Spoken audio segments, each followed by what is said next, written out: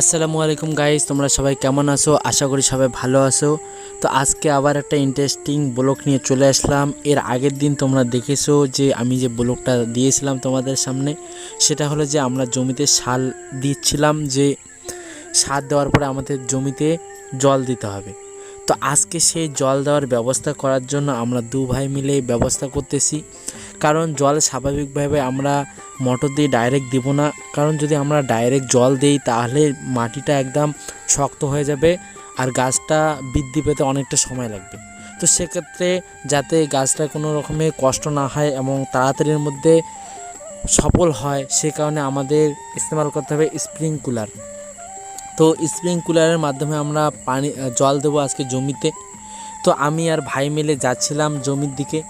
তো দেখতে পাচ্ছ ঠেলাতে করে পাইপ নিয়ে যাচ্ছি, অনেকগুলো পাইপ ঠেলার মধ্যে। তো তার মধ্যে আমাদের জমির পাশে যে নদীটার ভিউ তোমরা দেখতে পারলে জাস্ট ওয়াও ছিল। তো জাস্ট সব কিছু করার পরে ঠেলা নিয়ে গেলাম জমির পাশে, জমিতে রাখার পরে একটা একটা করে পাইপ জমিতে বিছাচ্ছিলাম। কারণ যদি একটা একটা করে পাইপ জমিতে না বিছাই তাহলে পানিটা দেওয়া সম্ভব হবে না। তো মূলত আমাকে একটা একটা করে পাইপ জমিতে বিছাতে হচ্ছে, বিছানোর পর প্রত্যেকটা পাইপে আবার জয়েন দিতে হচ্ছে।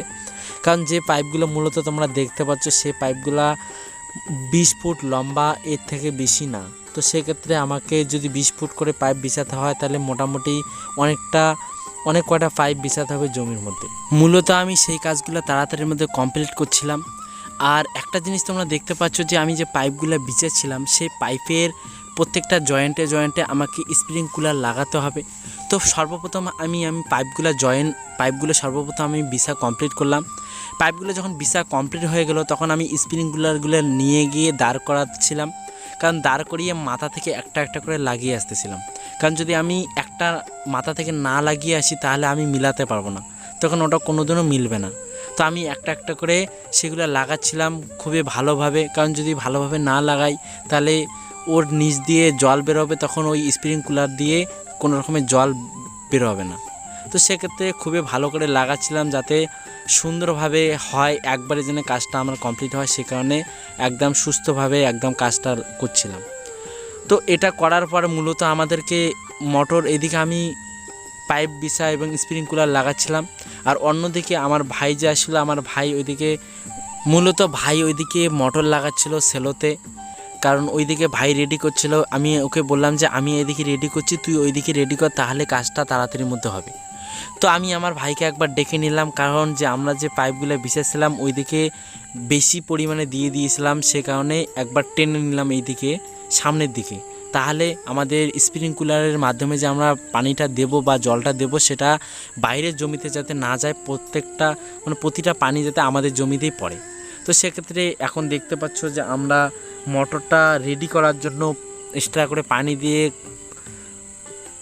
সেটাকে ঠিকঠাক করে নিচ্ছিলাম। কারণ যদি এক্সট্রা পানি না দেই তাহলে মোটরটা কোনোদিনও চালু হবে না, সেটা তোমরা যাদের মোটর আছে তোমরা আশা করি সবাই জানো।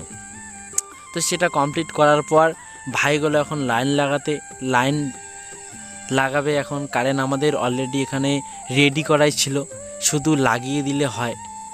তো তোমরা ভিডিওটা দেখতে থাকো, কোনো রকমই স্কিপ করবে না, তাহলে বুঝতে পারবে যে আমরা জমিতে যে জল দিচ্ছিলাম কিভাবে দেব, বা আমাদের জমিতে জল দেওয়ার পরে কত দিনের মধ্যে আমাদের ফসলটা বৃদ্ধি পাবে। সমস্ত কিছু তোমাদেরকে দেখাবো এই ভিডিওর মাধ্যমে।